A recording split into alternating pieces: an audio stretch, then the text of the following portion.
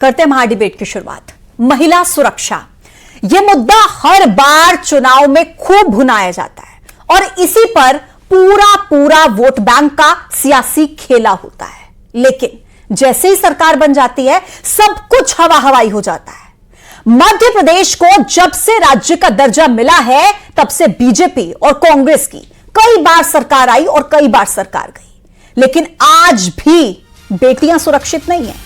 खंडवा में जो हैवानियत हुई, जो दरिंदगी हुई, उसने फिर एक बार सुरक्षा पर सवाल खड़े किए।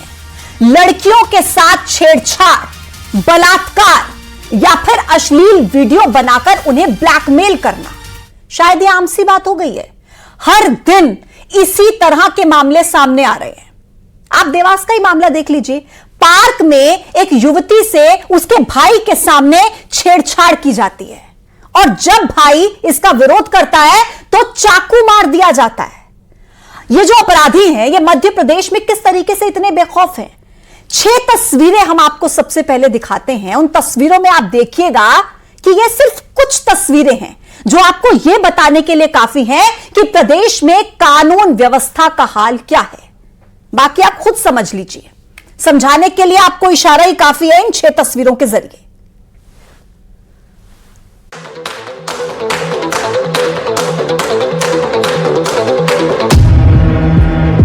एमपी में शहर शहर टेरर वाला चैप्टर।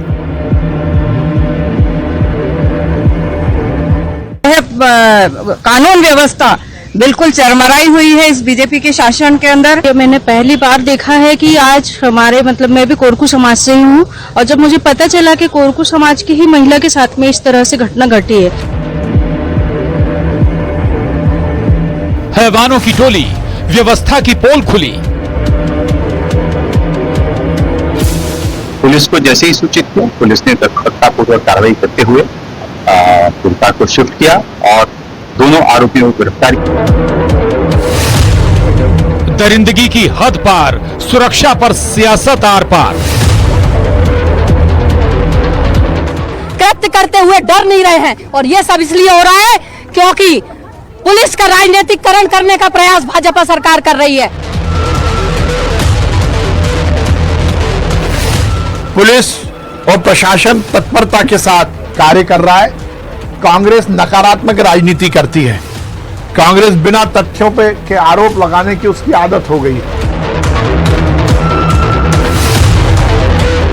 निर्भया कांड सुनते ही एक तस्वीर दिमाग में बन जाती है। ऐसा खंडवा में हुआ है जहां एक महिला के साथ गैंगरेप किया गया, जिसके बाद उसकी मौत हो गई। महिला सुरक्षा को लेकर कांग्रेस ने प्रदर्शन किया और सरकार पर हमला बोला। सरकार का दावा है कि प्रदेश में ऐसी बर्बरता को बर्दाश्त नहीं किया जाएगा, लेकिन सवाल यह है कि सुरक्षा की बात पर हर बार सियासत क्यों? क्यों बेटियां सुरक्षित नहीं हैं? हर बार कोरे दावों से काम नहीं चलेगा। आज इसी पर करेंगे चर्चा। 45 साल की महिला के साथ गैंगरेप और हैवानियत, यह सोचकर रूह कांप जाती है। मुद्दा बहुत संवेदनशील है। पक्ष और विपक्ष दोनों को मिलकर कानून व्यवस्था पर हल निकालना पड़ेगा। बेटियों की सुरक्षा पर सवाल नहीं तो हर दिन उठेंगे। मिलकर सोचना पड़ेगा। समाज को भी अपनी जिम्मेदारी निभानी पड़ेगी। सिर्फ सियासी रोटियां सेकने से काम नहीं चलेगा।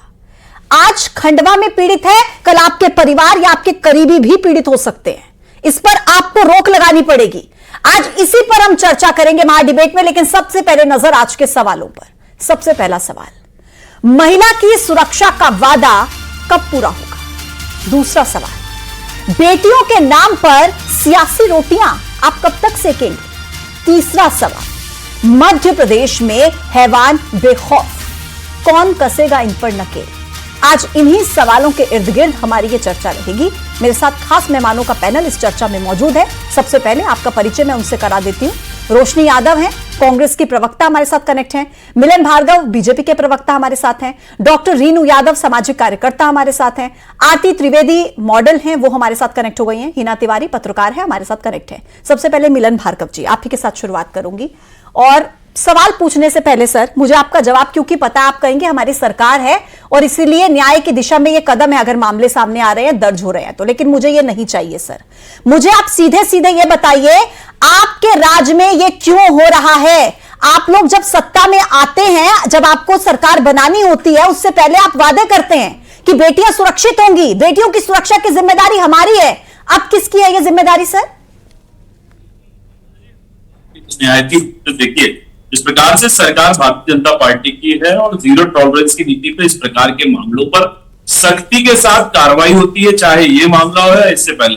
ये घटना वाकई बहुत विभत्स है, हिला देने वाली है। इस घटना को जैसे ही संज्ञान में पुलिस ने लिया, तत्काल रूप से संदिग्ध अपराधियों को पकड़ की, उनको सलाखों के पीछे डाला, पूछताछ चल रही, जांच चल रही। जैसे ही सबूत पूरे हो जाएंगे, फास्ट ट्रैक पर मामला ले जाकर सलाखों के पीछे डालकर कड़ी से कड़ी सजा दिलाने के प्रति प्रतिबद्धता के साथ सरकार इस दिशा में आगे बढ़। लेकिन सवाल जब खड़ा होता है कि मध्य प्रदेश में अकेली ये घटनाएं नहीं हो रही है, एक भी घटना नहीं होनी चाहिए, सरकार का ये दायित्व है, प्रयास है और हमारा प्रयास भी है।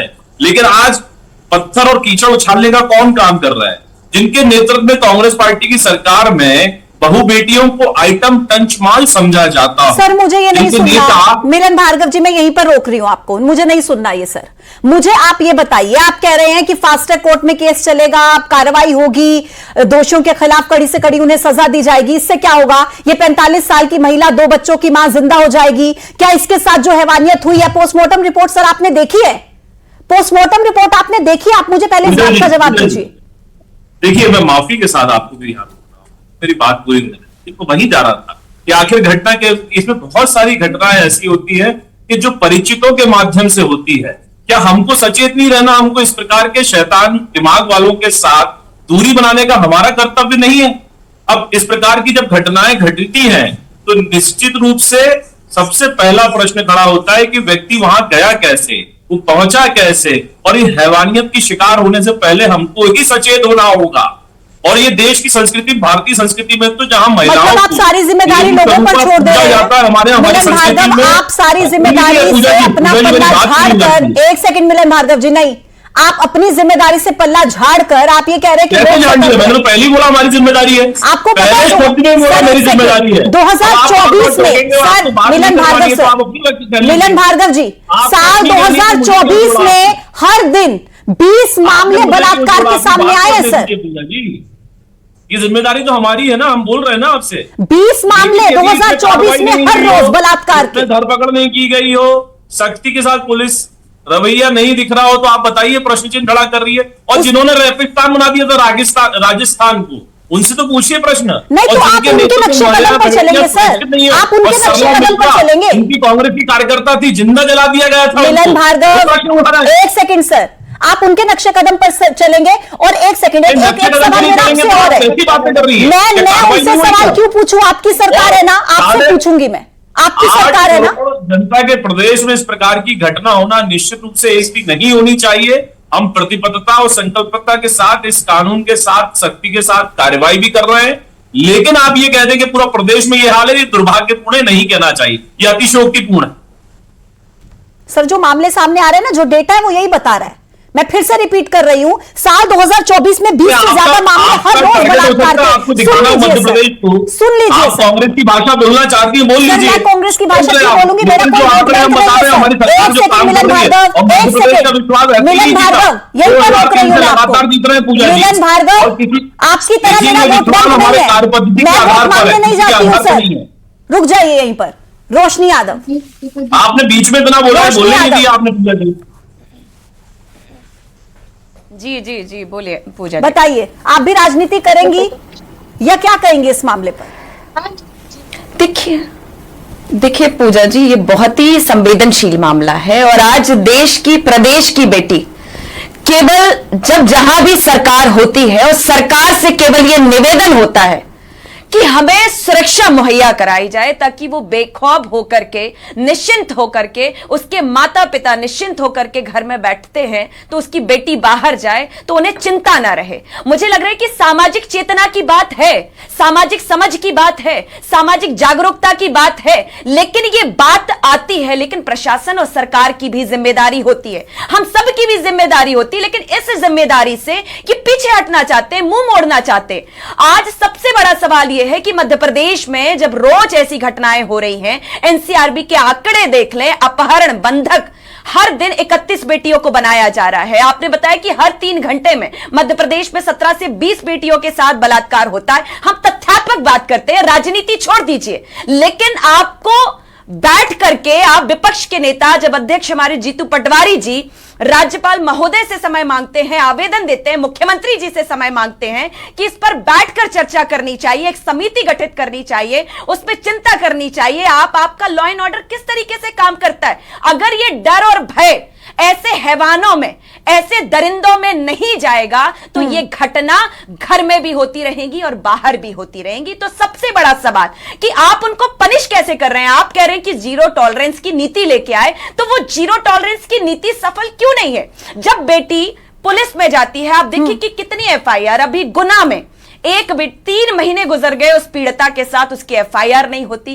राजगढ़ में 13 वर्ष की नाबालिग बेटी, उसकी एफआईआर नहीं होती। जब कोर्ट में जाती है, गर्भपात की परमिशन लेते, लेकिन रोशनी यादव, तो सवाल ये नहीं है, और मिलन जी को बुरा नहीं लगना चाहिए इस बात का। रोशनी यादव, इस मामले में जिसको लेकर आज हम डिबेट कर रहे हैं, इस मामले में कुछ ही घंटों के अंदर आरोपियों को पकड़ा गया है। आप इस बात से भी इनकार नहीं कर सकती है, कुछ ही घंटों में कार्रवाई की गई है। पूजा जी, ये पीड़िता के लिए और हम सब के लिए राहत की बात है, लेकिन ये बार बार घटनाएं हो रही हैं, हर दिन हो रही हैं, इसलिए ये चिंताजनक है। और आप संदेश कैसे देंगे? आज भाजपा में ही जब देश की बेटी जो सेना में है उसका अपमान इनके मंत्री के द्वारा एक घटिया टिप्पणी करके किया जाता है, तो क्या ये भाजपा और शासन, इनकी सत्ता का अधिकार, इनकी संवेदनशीलता नहीं बनती थी कि अगर एक बार जवाब दीजिए, ले लेते, बर्खास्त कर देते? और ये पहलगाम की बेटियों में मैं इनके शब्दों पे जा रही हूँ, ठीक है, क्या कहते हैं कि वीरा भाव नहीं है, उनमें जोश नहीं है। रोशनी जी रुकिए, और जहां उन्होंने कर्नाटक में सरकार में रहकर लव जिहाद जैसे घनौने अपराध को रोकने के लिए कड़े कानून बनाए, वहां सरकार आई और इन्होंने बोल दिया कि पटाई और टुकड़े कर दीजिए, हम संरक्षण देंगे। ये इनकी दोहरी नीति है। और जहां ये खंडवा पर राजनीति कर रहे हैं, इनसे पूछिए कि जब भोपाल और इंदौर में मोहसिन खान निकल कर आता है तो उस पर क्यों सिलेक्टिव चुप रह जाते हैं ये लोग? इनकी राजनीति न्याय दिलाने के लिए राजनीति करेंगे,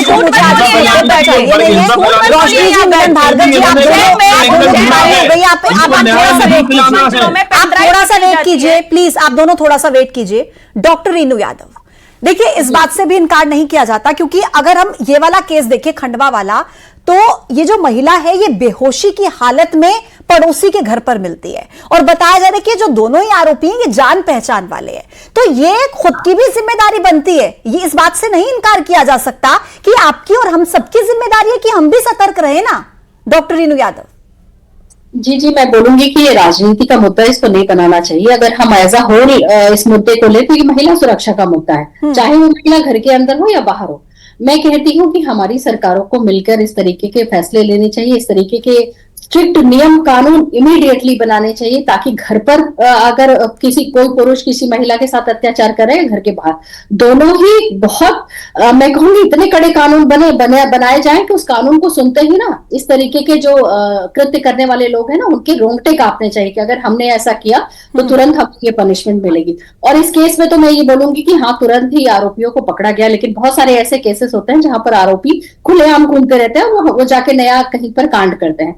तो इस तरीके के केसेस को एज अ रेफरेंस लेना चाहिए कि भाई यहाँ पर पुलिस ने तुरंत कार्रवाई की है। इसी तरीके से हर केस में कार्रवाई होना चाहिए, घर की बात हो या बाहर की बात हो। अगर नियम और कानून बहुत स्ट्रिक्ट बनाए जाएंगे तो घर का भी मर्द कांपेगा और बाहर का भी मर्द कांपेगा, और मुझे लगता है इस तरीके से औरतें घर में भी सुरक्षित रहेंगी और बाहर भी सुरक्षित रहेंगी। ठीक है, मैं लौटूंगी आपके पास हिना तिवारी जी, क्योंकि जर्नलिस्ट हैं और वो इस तरीके के मामले हमारी तरह हर रोज देखती हैं, पढ़ती हैं, सुनती हैं। हिना जी, निर्भया कांड जब हुआ था उसके बाद ये बस उम्मीद की जा रही थी, हर कोई ये प्रे कर रहा था कि फिर इस तरीके का मामला दोबारा से देखने को ना मिले इस देश में। लेकिन आज जब खंडवा से एक ऐसा मामला सामने आता है जिसकी पोस्टमार्टम रिपोर्ट जब आती है तो उसको बता नहीं सकते कि उसमें क्या था। बच्चेदानी बताया जा रहा है कि उस महिला की बाहर निकली हुई थी, खून बह रहा था, मतलब क्या क्या उस पोस्टमार्टम रिपोर्ट में है। इस तरीके के मामले जब सामने आते हैं, क्या जहन में आता है, क्यों इन पर लगाम नहीं लगती है? क्या हमारा कानून इतना लचीला है? हिना जी, बिल्कुल सही बात कही आपने कि हमारा कानून ही कहीं ना कहीं ज्यादा ही लचीला हो जाने की वजह से ये जो हैवानियत हो रही है इस पे रोक नहीं लगाई जा पा रही है। सबसे पहले सबसे ज्यादा जरूरी तो ये है कि ऐसे लोगों को पकड़ा जाए और ऐसी सजा दी जाए कि लोगों की रूह कांप उठे कि दोबारा ऐसी हरकत करेंगे यदि हम इस ऐसी कहीं स्थान पर जाएंगे जहां किसी लड़की की तरफ नजर उठा के भी देखा जा रहा है तो हमें सजा हो जाएगी। इतने सारे मामले रोज सामने आते हैं। कल भी मैंने एक इंटरव्यू लिया, उस बच्ची ने ये बताया कि मुझे रोज परेशान किया जा रहा है, मैं कॉलेज नहीं जाना चाहती हूँ। तो ये क्या है? आज एक बच्ची पढ़ने नहीं चाहती है, एक तरफ हम अभियान चला रहे हैं कि बच्चियों को, बेटियों को पढ़ाओ, और दूसरी तरफ हम बोल रहे हैं कि नहीं, तुम्हें डर लग रहा है, तुम घर से बाहर मत जाओ। तो ये तो दोहरी नीति हो गई। तो सबसे पहले तो ये जरूरी है कि बच्चियों को यदि घर से बाहर निकलना है तो उसके लिए आप ये सुनिश्चित करिए कि कानून इतना कड़ा हो कि कोई लड़का ये ना कर सके कि उस लड़की की तरफ आंख उठाकर भी देख सके। जी बिल्कुल ठीक आप कह रही हैं। और आरती जी, जिस सदी में हम रह रहे हैं, एक तरफ तो हम इतने विकासशील होने की बात करते हैं, हम कितनी डेवलपमेंट्स हम कर रहे हैं, कितना आगे हम बढ़ रहे हैं, लेकिन जिस देश में महिलाओं की ऐसी स्थिति हो, क्या वहां पर माना जा सकता है कि विकास की दिशा में हम बहुत अच्छे तरीके से आगे बढ़ रहे हैं, जहां पर महिलाएं खुद को सुरक्षित महसूस नहीं करती हैं? महिला सशक्तिकरण के बहुत सारे अभियान यहाँ चलाए जा रहे हैं, लेकिन उन अभियानों में सबसे बड़ी लूप ये है कि लोगों को यही नहीं पता है कि महिला सशक्तिकरण होता क्या है। जब तक समाज में ये जागरूकता नहीं आएगी कि महिला सशक्तिकरण क्या है, लोगों ने सोच लिया हम बच्चियों को पढ़ा रहे हैं, ये महिला सशक्तिकरण है, बच्चियां कॉलेज में पढ़ा रही हैं या पढ़ने जा रही हैं तो ये महिला सशक्तिकरण है। महिला सशक्तिकरण का मतलब ये नहीं है कि आप उन्हें सिर्फ पढ़ा लिखा कर नौकरी करने भेज रहे हैं। महिला सशक्तिकरण का मतलब ये होता है कि उनके लिए आप उन्हें अलग प्रशिक्षण दें, वो खुद की सुरक्षा के लिए भी कुछ कर सके। किसी भी कुछ गिने चुने स्कूल है जहां पर उन्हें फाइटिंग करना या कराटे क्लासेस या इस तरह की स्पेशल क्लासेस दी जाती है, लेकिन गवर्नमेंट स्कूल में नहीं होता है। मध्य प्रदेश के गवर्नमेंट स्कूल में कुछ प्रशिक्षण लगाए जाते हैं, कुछ समय के लिए होते हैं, बच्चियां कुछ लेवल पर सीखती हैं, नहीं उन्हें प्राइवेट जाकर सीखना होता है। आज यदि हम बच्चियों को भी सिखा देंगे। ठीक है हिना जी, आरती त्रिवेदी जी, एक कमेंट मैं आपसे लूंगी, ठीक है, उनके बाद में जाऊंगी दोबारा से भार्गव जी के पास। आरती जी, इस पूरे मामले पर आपका एक कमेंट।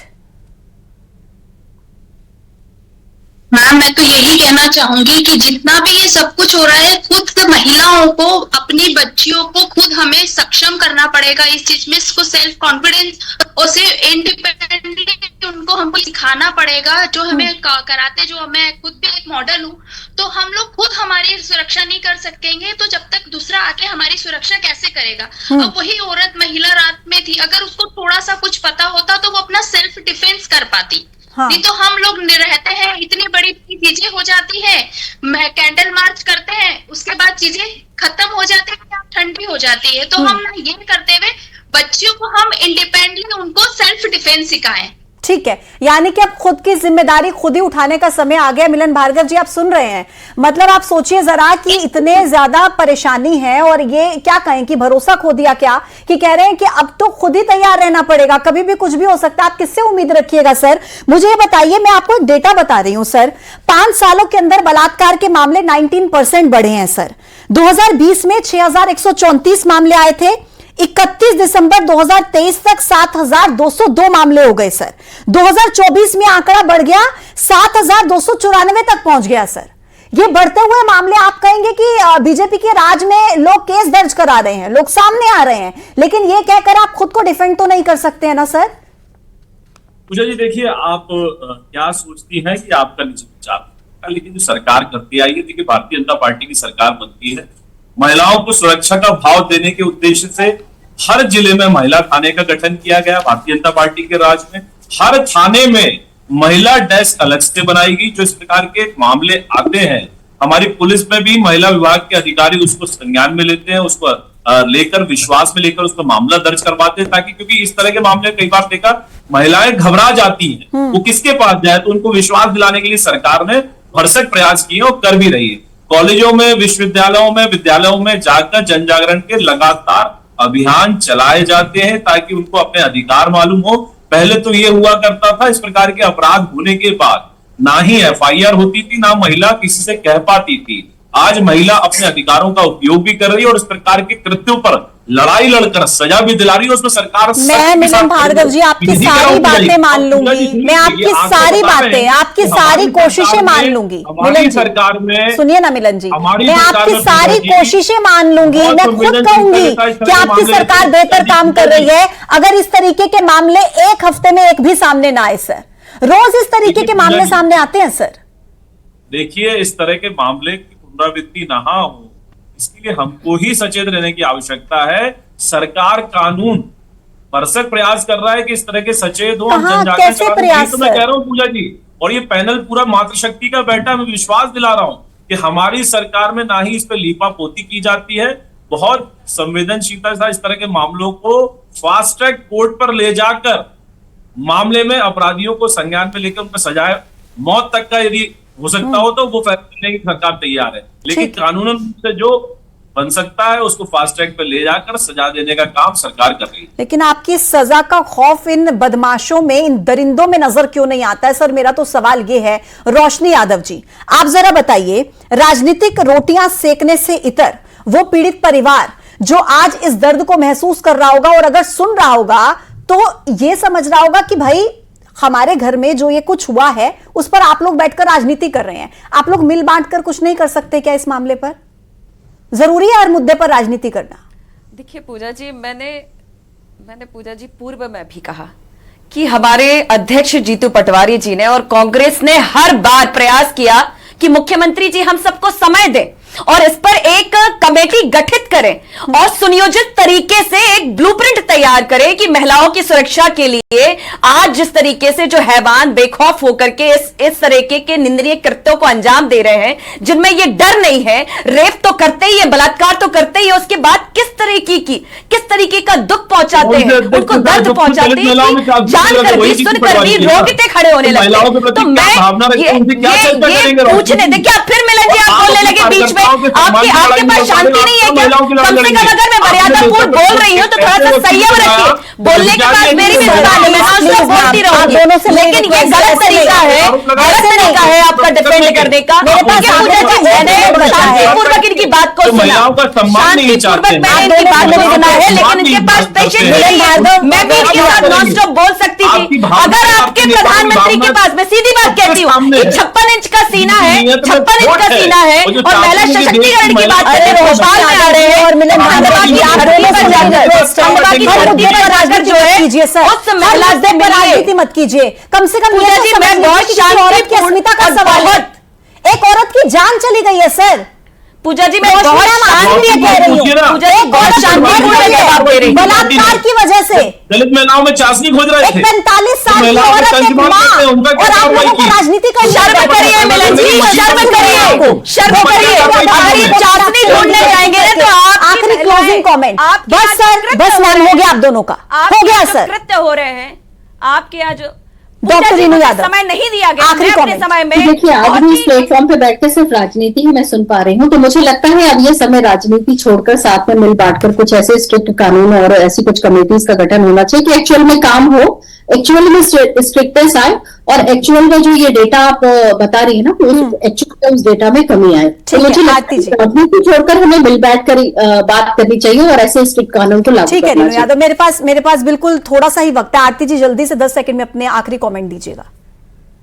नहीं सर मैम, मेरा तो यही कहना है कि हम प्रोसीड ना करें, हम एक्शन करें और उसका रिएक्शन ऐसा होना चाहिए कि कोई भी ये जहन में लाने से भी पहले डर जाए कि यार उसको ये सजा मिली थी तो मुझे भी ये मिलेगी। जी डॉक्टर हीना, तो उसकी रूह कांप जानी चाहिए। डॉक्टर ना कि एक्चुअली ये समझा जा रहा है कि कुछ समय की जल्दी सजा दे देने से ये सारे अपराध कम हो जाएंगे, तो ऐसा संभव नहीं है।